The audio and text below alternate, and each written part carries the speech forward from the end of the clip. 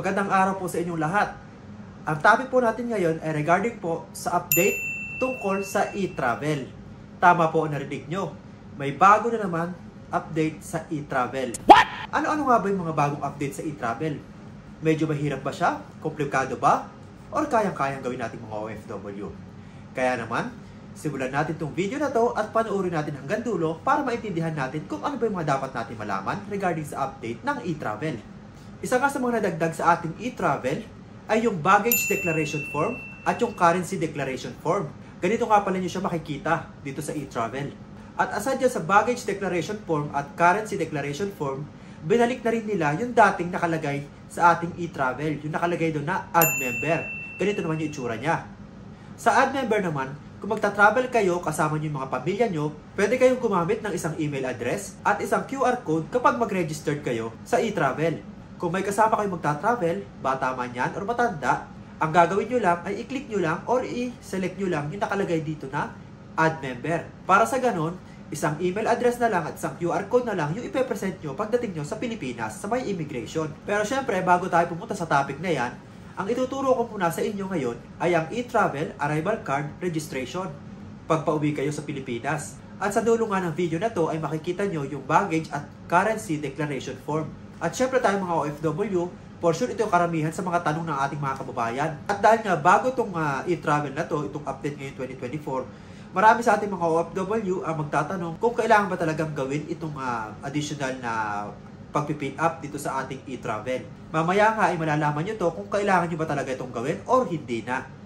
Syempre depende sa dala nyo mga maleta kapag uuwi kayo ng Pilipinas. At reminder lang po sa lahat ng uuwi or pupunta ng Pilipinas, required po tayong mag-registered sa e-travel 72 hours or 3 days before ng ating flight. Or 2 days pwede rin po at pwede rin namang 1 day. Pero dahil nga may mga bagong update si e-travel, mas maganda po ng early as possible mag-update na tayo, like 3 days before ng flight natin. Sino-sino po ba ang kailangan gumawa ng e-travel? Lahat po na uuwi ng Pilipinas, Pilipino man or foreigner, magbabakasyon man or magpo-for good, kailangan po nating mag-registered sa e-travel. Ito po ay regardless kahit ano pa yung mga reason nyo sa pag-uwi nyo sa Pilipinas. After po ng registration, makakakuha kayo ng QR code at kailangan nyo lang itong screenshot. At para nga makapag-register kayo sa e-travel, kailangan nyo lang pumunta sa isang website. Bisitahin nyo lang ang etravel.gov.ph na ilalagay natin sa ating description. May mga naririnig kasi tayo na mayroon doon mga kababayan natin na may mga naklik silang link at humihingi ng bayad. Inuulit ko po, ang pag-register po sa e-travel ay 100% free. Wala pong hinihinging bayad para sa registration ng e-travel. At after nyo nga pong maklik yung website, ito po yung lalabas sa inyong mga screen. Sa mga nakakalimot po kung paano mag-fill up ng e-travel, panoorin nyo po itong video na to at ganito po ang inyong gagawin. Okay guys, itong process na pag-register sa e-travel, pwede nyo siyang gawin sa mga mobile nyo o pwede rin sa laptop. Mas maganda kung may mga laptop kayo. So, itong una nyo gagawin, punta muna kayo dito sa may search menu and then itype nyo lang dyan yung address na e-travel. Okay? So, ito yung kailangan natin, etravel.gov.ph. So, enter lang natin. Okay? Kapag nag-open yung website ng e-travel, makikita nyo agad dyan, mayroon dyan nakalagay na Philippine Passport Holder. So, sa pag-fill up po nito, ang una lang natin gagawin, click lang natin yan, citizenship, syempre, Pilipino. And then, travel type, ilagay lang po natin dyan, it's either arrival, pagpapunta kayo ng Pilipinas, departure naman po kapag lalabas tayo ng Pilipinas. So, since pagbabakasyon tayo, click lang po natin yung arrival. Next po, dito po sa transportation type. Dito po sa transportation type, dalawa po yung option na makikita natin dyan. Nakalagay po dyan, air or sea. So, dahil po magbabiyahe tayo through air, ilalagay po natin air.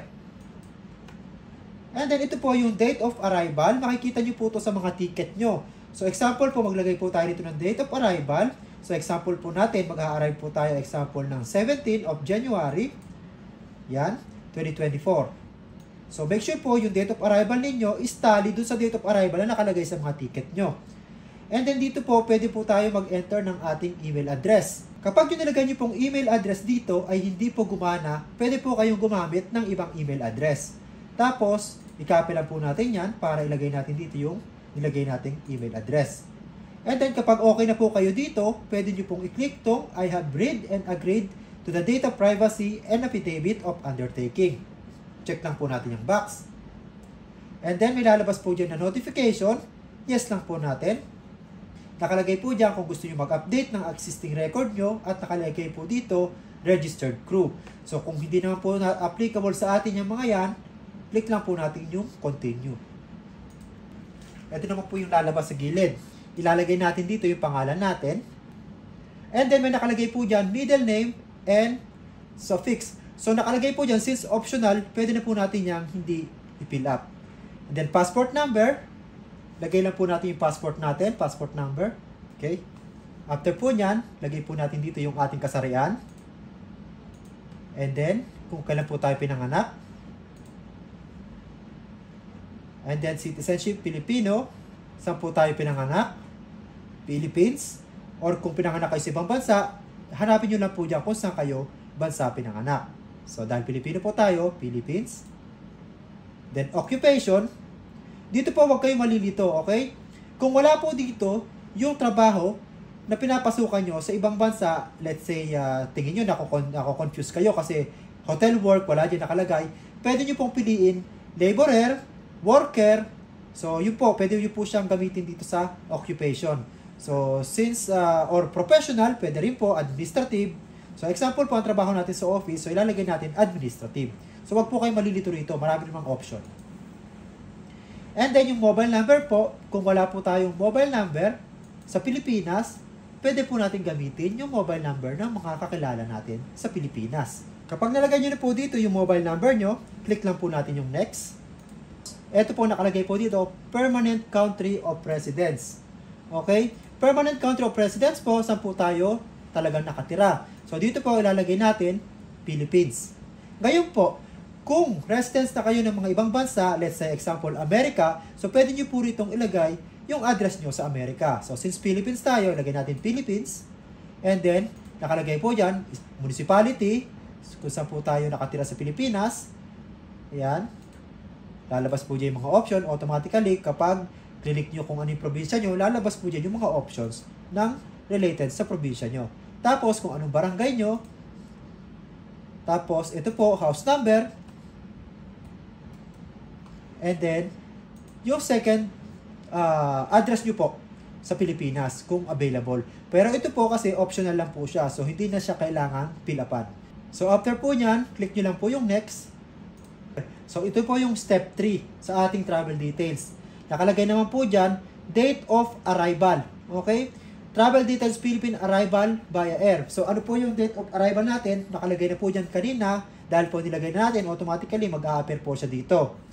So, country of origin, okay, example, galing tayo Kuwait, country of origin, Kuwait, and then, are you an overseas Filipino workers or OFW? Select lang po natin, yes, and then, OFW classification, land-based po ba or sea-based? Yung land-based po, yung mga nagtatrabaho po sa land, di ba? Yung mga ganon. So, yung sea-based naman po kung mga barko kayo or mga marino. So, dahil po nagtatrabaho tayo sa land-based, click po natin yung land-based.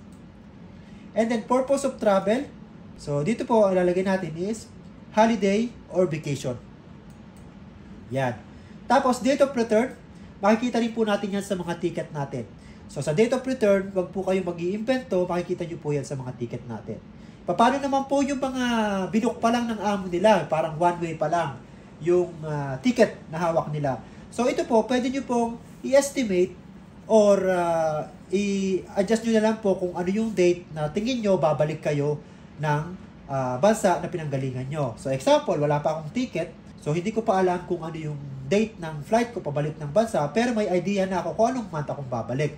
So, ilalagay ko lang dito yung pinakamalapit na araw doon sa flight na possible na bumalik ako doon sa bansang pinagtatrabahuan ko. Pero kung meron naman kayong hawak na ticket, ang ilalagay nyo po dyan yung nakalagay sa mga ticket nyo. And then, travel type, ilagay nyo lang po dito, passenger. Aircraft passenger. And then, name of airline, kung ano po yung airline na sasakyan nyo pabalik ng Pilipinas. Tapos yung flight number. And then, ito naman po, airport of arrival. So, makikita nyo rin po yan sa mga ticket nyo. So, normally po, dyan po tayo nag-a-arrive. So, click nyo lang po yung Ninoy Aquino. And then, Seat number, ito po hindi po ito kailangan lagyan kasi nakalagay dito optional. So, leave as blank nyo lang po yan. Then kapag kompleto na po, click nyo lang po yung next. And then mapupunta po tayo dito sa destination upon arrival in the Philippines. So, ito naman po, destination upon arrival in the Philippines. Residence po ba tayo? Magbabakasyon po ba tayo? Or may connecting flight po ba tayo?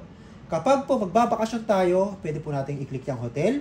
Kung resident naman po tayo ng Pilipinas, pwede po natin ilagay dito yung address natin sa Pilipinas. Kung transit naman po tayo, pwede po natin ilagay dito yung susunod na airport para sa connecting flight natin. So, example, T2. Yan.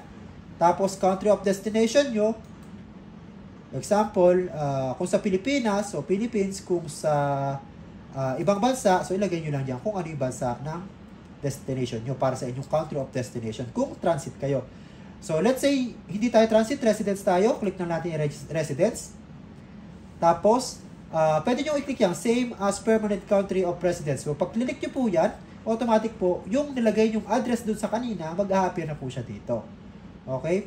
Sa contact information po, sabi ko nga po, kung wala kayong number sa Pilipinas, pwede nyo pong ilagay dito kung sino man yung mga kasama nyo sa bahay or kamag-anak nyo or kakilala nyo na may local number sa Pilipinas para may mailagay kayo dito sa contact information. So, pag napilapan na po natin yan, click lang po natin yan next. Mag-a-appear po yan, health declaration. As of July 22, 2023, no COVID-19 test or vaccination requirements when traveling to the Philippines. So, ngayon po, kahit po isa lang yung vaccine nyo, dalawa yung vaccine nyo, or wala kayong vaccine, pwede na po kayong mag-travel sa Pilipinas kahit hindi nyo po i-provide yung vaccine certificate nyo. Work visited, transited in the last 30 days, optional na po yan. Okay? So, hindi nyo na po kailangang ilagay yung bansa dito na pinanggalingan nyo from the last 30 days. Tapos, yan po, automatic nakano na siya. Magpo-proceed na po tayo sa step 6. Next, after po yan, pag lumabas na po yung step 6, i-double check nyo lang po yung mga details nyo. Yan. Kung okay na po, kung mayroon naman po kayo nakalimutan or sa tingin nyo may mali po sa mga na-input nyo na information, click nyo lang po yung pen site para ma-edit nyo po yung mga information. So, kapag okay na po, click lang po natin yung submit. At may lalabas po congratulations. So, ibig sabihin, okay na po yung ating e-travel registration. So, meron din pong lalabas dyan na additional information. Ito po yung bago ngayon. Nakalagay po dito, important information, baggage declaration. Pero kung sa tingin nyo, applicable po sa inyo ito at kailangan siyang fill upan, kailangan nyo pong mag-comply dito sa bagong rules na to.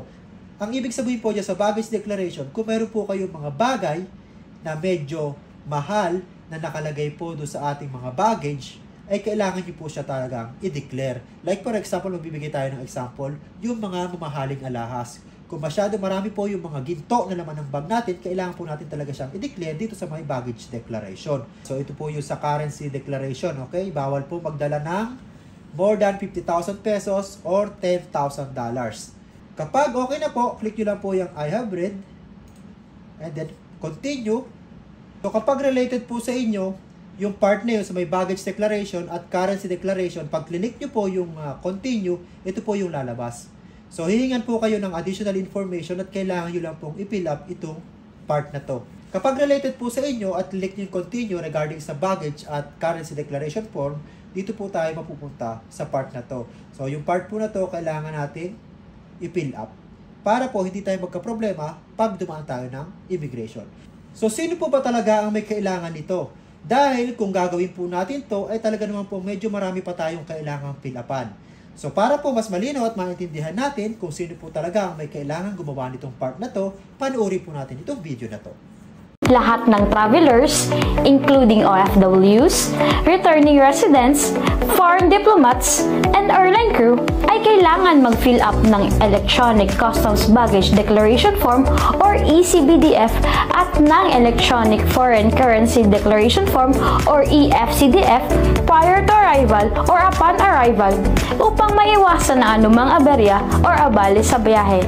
Alam nyo ba na ang ECBDF ay digital version ng customs declaration form na ginagamit upang i-declare ang laman ng baggage bago dumating sa bansa. Ang EFCDF naman ay ang online version ng Foreign Currency Declaration Form na ginagamit ng travelers upang i-declare ang halaga ng foreign currencies na ipapasok o ilalabas ng bansa. Kung ito ay lalagpas ng $10,000 upang maiwasan ang money laundering, illicit financial flows, and tax evasions. Tandaan, kung Philippine peso ang dadalhin or ilalabas sa bansa at higit ito sa 50,000 pesos, ito ay nangangailangan ng authorization galing sa Bangko Sentral ng Pilipinas. So, based nga po doon sa napanood nating video, hindi naman po lahat ng OFW ay kailangan talaga mag-comply dito sa baggage declaration at sa currency declaration. Kapag sa tingin nyo po hindi naman applicable sa atin to, pwede na po nating i-close tong part na to at pwede na po tayo mag-proceed doon sa susunod na step. Ang susunod na step naman po na makikita nyo ay kung paano mag-add ng family member sa isang e-travel after natin mag-registered para isang e-travel na lang po ipapasa natin sa immigration. Once naman po natapos na natin yung part ng pag-register natin sa e-travel, successfully nakalagay na dyan yung ating QR code. So sabi ko nga po kanina, itong part na to sa e-travel, ito po yung kung magta-travel kayo ng pamilya, isang e-travel na lang po QR code ang gagamitin natin. At isang email address na lang po yung gagamitin natin. Paano po yung gagawin natin? Mag-add lang po tayo ng member para makapag-add tayo ng ating mga kasama magta-travel or family natin. So may ilalabas po rito ang dialogue. Do you want to add another record? Click lang po natin yung yes para mag-add tayo ng additional member na makakasama natin mag-travel. So ganun lang din po kung paano natin pinilapan yung ating e-travel. Okay? Ganun din po natin pipilapan para doon sa mga kasama natin. So, ganun lang po siya kasimple. Mas madali, hindi po hassle kasi konti lang at isa na lang yung QR code na ipapasa natin pagdaan natin sa immigration. May mga kababayan po tayo nagsasabi na pagdating po nila ng Pilipinas ay hindi na lang po hinanap sa immigration yung kanilang mga e-travel. Ito po ang paliwanag dyan. Panoorin niyo po itong video na to. Good news, Mr. Chair. Actually, hindi mo na kinakailangan ipakita yung QR code. We're able to successfully integrate e-travel directly to the immigration system. Ibig sabihin po, pagka-scan pa lang ng passport, hindi na kinakailangan isa-isahin pa ho na mag-scan ng QR code, Mr. Chair. Another improvement po na nagawa ko natin po sa upgrade natin sa e-travel. So yan po yung bagong update sa e-travel ngayong 2024. Siguraduhin nyo lang po na kung uuwi kayo sa Pilipinas at may mga dala kayo katulad ng mga bagay na nabanggit sa video na to, make sure po na i-declare nyo lahat para hindi tayo magkaroon ng problema pagdating natin sa Pilipinas. So yun lang po at maraming salamat po sa inyong panonood. At sana po, huwag nyo pong kalimutang i-follow si Kuya Sadik sa ating YouTube channel. Paklik na rin po ng notification bell para lagi tayong updated sa lahat ng bago regarding sa ating mga OFW. Thank you po. Salamat.